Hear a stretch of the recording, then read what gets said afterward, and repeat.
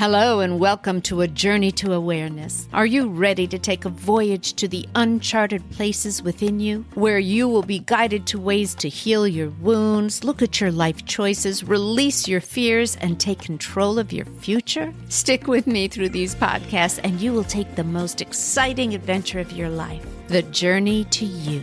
Let's go.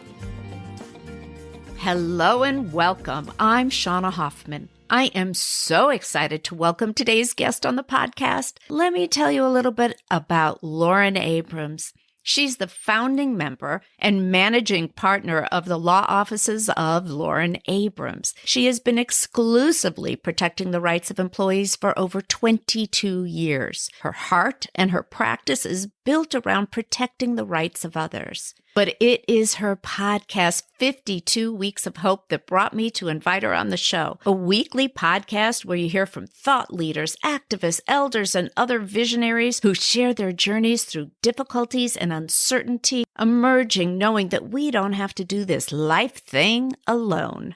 Now do you see why I had to have her on the podcast? It's my turn to hear from a visionary and ask her to share her very own journey to awareness. We have so much to explore. I am so excited. Welcome, Lauren Abrams. Thank you so much, Shauna. I'm so happy to be here with you today. I'm so excited. First, I would like Lauren to tell us a little bit or a whole lot about her podcast. How did you come up with this? Where was the inspiration for 52 Weeks of Hope? I would love to. And it didn't start as a podcast, that's for sure. It started from my own dark place when I was in it. We all have our turn. Everybody goes through it. It wasn't my first, but it was surprising to me because I'm always grateful for my life. And here I was doing the deal of single mom, 2 kids. I have a law practice and I mentor and I do a lot of service work and I'm doing the deal. And I went through a very tough time financially. It's not that the money wasn't coming in. The law practice was thriving, but the way my practice goes, I have to pay my employees and I have to take care of everything. And I have full custody of both kids. And I didn't know how I was going to feed them for a little while.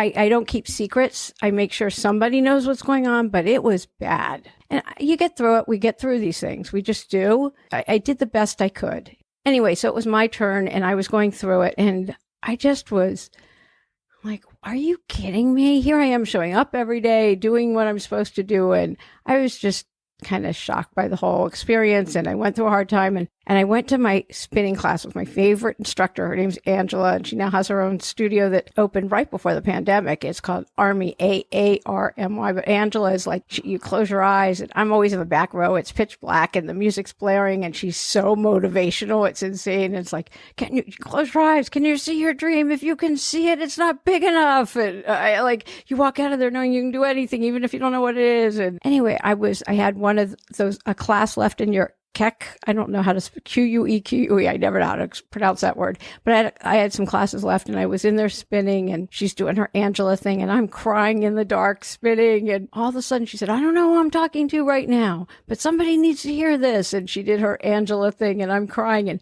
and something in me shifted. And I knew I'd be okay. I didn't know how I'd be okay. I didn't know when I'd be okay, but I knew I would. I knew the universe I'd be taken care of somehow.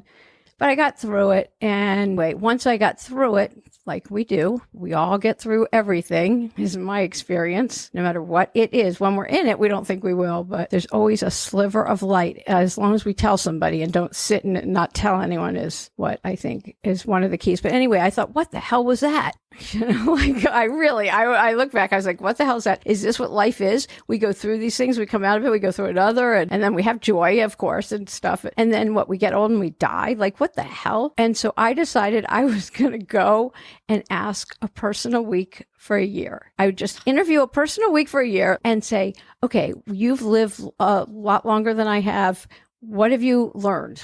Tell me, what is the point here? I don't get it. I do gratitude lists every morning. I do the deal. I meditate. And so I started interviewing a person a week for a year just for me to fill my soul because I didn't get it. I had gone through this period and I'm not a depressive type at all. This is not like some kind of depression. I was just like, so I'd go home and I'd write up after interviewing somebody, I'd write it up to my girlfriend in my verbiage. So it'd be kind of funny and just for me. This is what this one said and this and that. After a while, there started being common themes. And I was like, okay, this is good. This is so rich and it's filling my soul, but I have to share it. It's just too good. And so I thought, I'm going to make it into a book. One of those books where you open it up and there it is. What a miracle. It's just what I needed. Or you close it and open it again. And that's the chapter I needed. And so I have 4 of the chapters on my web. And I thought 52 weeks of hope. That's 52 weeks because I'm interviewing a person a week for 52 weeks. 4 of the chapters are on my website, 52weeksofhope.com, and COVID and all of that. So the book isn't done. It will be. And I did a pivot because that's what we do. We pivot. And I started my podcast, which I love. People talk about the hardest challenge they've overcome, how they did it, their message of hope. And, really what would you tell somebody having a hard time getting out of bed today? Just the simple things. And I love it. And sometimes I think, why aren't you doing those things you're learning in the podcast? What is going? Yeah, exactly. And I've learned to be really gentle with myself also during this time. It's so interesting because our last interview with Massimo Noia DeMarco, he spoke about so many of the same things that you're discussing. And he went through a lot of dark times, loss, and the word pivot became a really important word. He would say at the end, he learned that he would only allow himself 4 days to get caught in the mire, and then he would pivot. That episode's called A Constant State of Goosebumps. Ooh, good title. Which I got when you were talking about your story, when you were talking about the fact that you decided that you wanted to talk to other people and what a difference it made for you. The minute I heard you say that, all of a sudden I got a constant state of goosebumps. It was perfect. You said that there is this common theme. Something else that you said that I think is really important is that you reached out to other people. And when you say you don't have to do this alone, and that the most important thing that you realized is that keeping it inside and not getting help from others, you weren't going to be able to pivot. You weren't going to be able to make that change. Yeah, absolutely. And so then, which is a good segue to your question you just asked, the most common theme is community, that we need community, which is in the blue zones where people live the longest and have the highest happiness factor in the world. The 4 areas in the world where that's true, community is the reason. The second biggest theme, nobody is going to like, is putting down our phones and connecting eyes to eyes, no phone. That's the second one. We need to do that. Even if it's on Zoom, like we are right now, we can see each other. Somebody said, do you always do your interviews on video? I said, absolutely. How am I going to connect if I can't see the person? I don't even know them. And I feel like I'm BFFs by the end of an interview if I'm a guest or if I'm interviewing somebody. I'm like, oh, we can hang out after. We don't. I mean, it's a feeling like you're smiling right now if somebody, because I figure most people will listen. Because, it's just this feeling. It's the connection that we get from this. That's also something that has been such a challenge for the last year, because community and family and having someone that you can look in their eyes and they get you. I mean, I had friends that can look at me while we're hanging out and say, oh, Shauna, I see your nose flaring. Something's going on with you. Or, oh, yeah, you're tapping your foot. So you're not talking to me about something. And it's so important. And community has become such a challenge in the last year. And getting it back. How do we get it back after all of this? I think doing this right now, this is how. This is absolutely how. And it's one of my big questions, especially to Rabbi Chasen.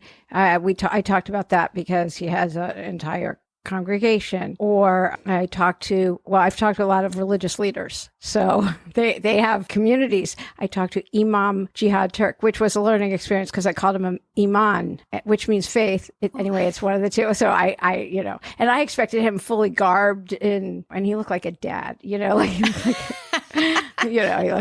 anybody in LA. Anyway, it's all a learning experience. And, which he is a dad, by the way. He's got a bunch of kids, I love that.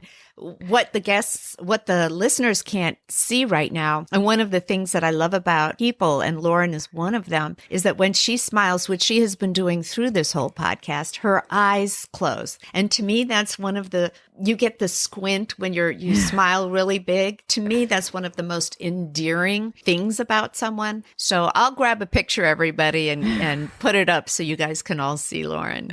That's so funny. And so one of my first guests was Karen Donaldson, and she's a confidence coach and everything else, but she also is a body language expert. And if somebody's on Zoom and they go like this on their nose, if they touch their nose, now I mean like this, I don't mean like sniffles. It means they're lying or about to lie, which I found to be the most fascinating thing. So I keep waiting to interview somebody that I don't know most people, and have them touch their nose, right? And if you're online dating, you want to know that she gave other clues for online dating.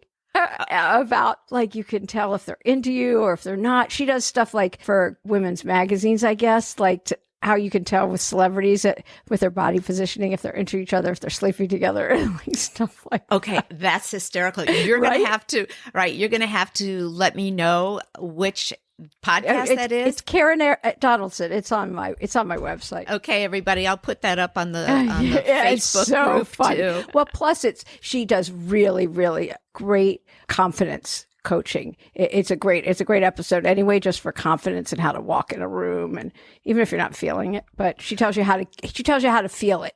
She doesn't believe in fake it till you make it, which I believe in, but I kind of do too, which brings us to this amazing discussion for today. And that is the imposter syndrome. I mean, what a perfect segue that was. Yeah, that was, wasn't it? That was good. You did good. You did that one. Yeah.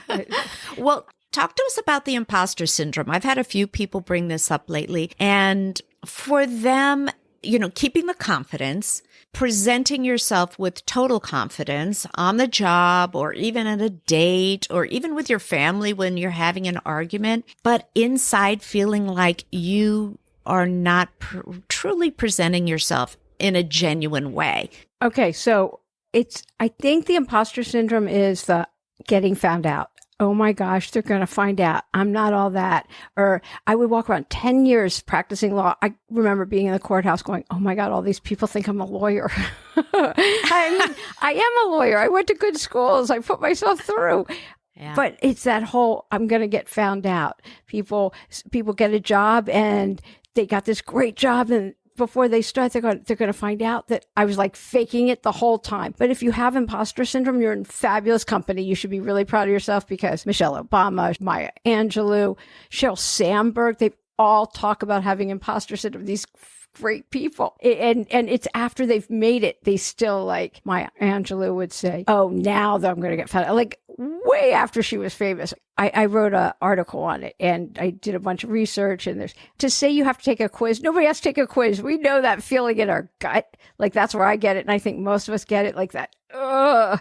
And what is it? It's fear. It's fear. Fear that I'm not good enough, or I'm not going to make it, or any of that stuff. And it's copping to it, owning it, and walking through the fear and doing it anyway. That is the only way to get through the imposter syndrome. If you're in a family situation, I think this is your area, but it's saying, I'm really uncomfortable right now. I mean, sometimes I don't know how I feel, especially around family, because it stirs up all that stuff. And in full disclosure, when I first started this podcast, talk about imposter syndrome. Yeah. I thankfully, at the beginning, I wasn't interviewing other people. But even today, I said to my husband, why do I get nervous interviewing someone that I really don't know in person? Someone who I really want on the show, someone who I really want to get their insight, but I still have a level of imposter syndrome. Maybe they're going to figure out that I'm not really an interviewer.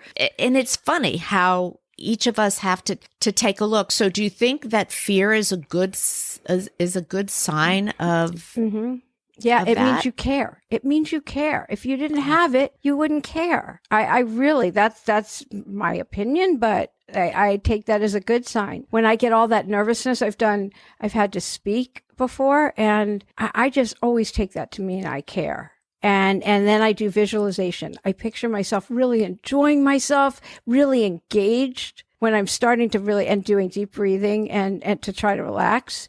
not fast, like to breathe in God or higher power or whatever, like the universe, just that calming spirit, and to breathe out my fear and to do it slowly so I don't hyperventilate and, and breathe it in, and just to do that a little bit, and just to try to picture myself here right now, like now in the interview, and being fully present and enjoying it, and trying to be of service and saying exactly what whoever is listening needs to hear. And if we help one person, then it's absolutely worth our time. And then walking through my fear. And I just think it's because we care. That's why I think we feel the fear. That's my opinion. Do you think that perhaps maybe journaling before some important event, asking yourself questions, what are the kinds of questions that someone could ask themselves, or process that they can go through journaling maybe to get past the imposter syndrome for some important event? I think journaling, you could ask questions, or you could just free write. What am I afraid of? And then I do, God, please lead my pen in honesty, and then write. And I don't type because I was taught it's from the heart through my pen or pencil. Yeah, pen. The only time I have pencils when my kids were in elementary school, but, and then just to write. There's no right or wrong way, that nobody's going to see it. Don't look at the penmanship or the this or the that, and just write and write, and then just breathe. I have a free ebook on my website, but I don't know. It's more about just trying to get in touch. What is it that I really want? I love that, because that's so much of I think the fear and the confusion, and not being able to commit to something, not being able to commit to your dreams because you're not very clear on them yet, which is okay. Absolutely okay, because we change our focus and our dreams all the time based on things that happen in our life. You said something. What was the line that you just said about God, please lead my pen in honesty? Yeah. And that's so my free ebook is How to Be Your Best Self Now. And that's in there. It's on my website. It's more about getting clear on what it is you want. At the end, I want to come back and ask you where people can get a hold of you, the things that you have on your site, your website, and all of that. That's so great. Thank you so much. Of course. So with the imposter syndrome, I talk a lot about genuine self. How does the imposter syndrome and genuine self have anything to do with one another? Again, I'm going to bring it right back to fear, and we're trying to be ourselves, and it's being afraid of, and it's Brené Brown and being vulnerable and walking through all of that. But really, the more vulnerable we are, the more people identify and like us and remember us. I have been more vulnerable through 52 Weeks of Hope. I mean, I'm always an open book and everything with people I meet. Well, generally not my law practice. I mean, it's not about me. It's about my client. You have to have some boundaries. Right. It's not about me with that. With this, because if I can help people, then I will. Like the fact that I don't drink anymore, but I haven't for more than half of my life. I mean, it's been years. It's coming up on 35 years since I drank anything or anything like that. But I've always been very, very quiet about it because I didn't want to be judged by that. Nobody cares. Only me. Yeah. This is the thing. The stuff that you're most afraid about, anybody knowing, or my financial, the thing that got me to do 52 Weeks of Hope, that I had all these financial problems, that was my source of shame. Like, you can't even believe. Shame is such an interesting piece of the whole process. Yeah. I think shame and self-awareness, because when you're saying, I have to look at my fear, I have to acknowledge my fear. In order to acknowledge that in the first place, you really have to be able to be self-aware. And that is such a first step in any kind of change. It's really looking at yourself, really being able to, I always say, what do you really feel right now? And if people are afraid to look at what they are really feeling, they cannot get to the next step. It's so true. But also, if you don't know what you're feeling, Google feelings list. I have a list. Because who grew up talking about feelings? I mean, some people, my kids. But I interviewed Rabbi Jill Zimmerman. She did. And she's older than we are. And her mom must have been the most amazing person ever, because she grew up talking about her feelings. I was so amazed. She said, well, we grew up talking about our feelings. I was like, what? I still have a feelings list because, half the time, there are so many of them that There's a feelings chart that I use. Yeah. The feelings chart, everybody go Google feelings chart. I use it a lot for men. Oh, I do it in my relationship. Are you kidding me? I'm like, I now know that's not a feeling. You can't say that. And yeah.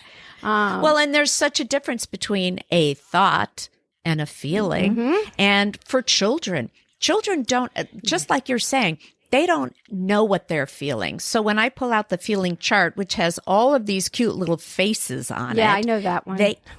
It's amazing because the kids can point to it and say, I feel like that. Yeah. And men do. I have men that really are like, I never really realized that I am not in touch with my feelings. I logically try to solve all my problems first without knowing what I'm feeling.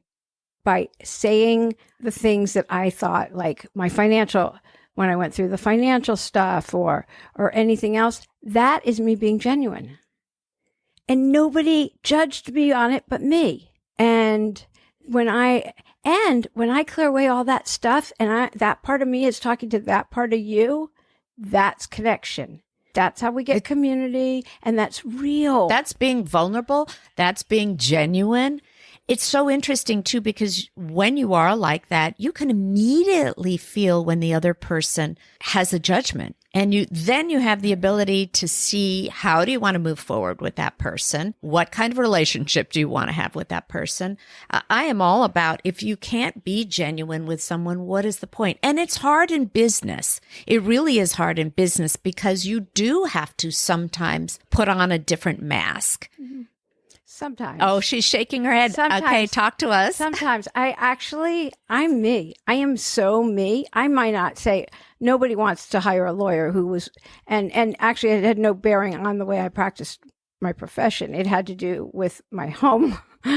I am me in my legal profession. I am. Talking about being vulnerable, COVID has made us also vulnerable. I think there's a lot of people who have come out of this or are coming out of this with a very different perspective on life, a very different perspective in what is important and how they want to proceed with everything in their life. All right, so we're almost out of time already. I can't believe it. What would you like to leave the listeners thinking about? Well, my message of hope is that everything always works out. It just does. It's not on our timetable. It might not be in the way our limited vision would see it, but it just works out. And that is my message of hope. I just want everybody to go listen to her podcast. Last question. What is the one that affected you in the biggest way that is the first one that they should go listen to?